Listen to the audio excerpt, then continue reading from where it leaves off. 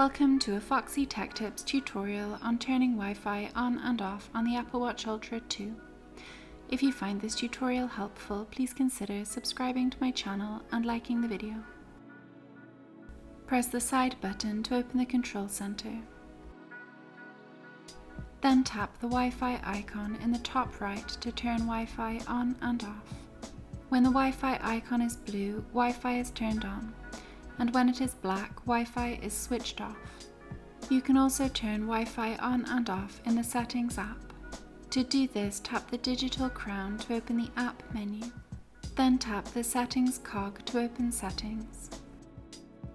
Scroll down Settings and tap Wi-Fi. Then tap the toggle to the right of Wi-Fi to turn it on and off.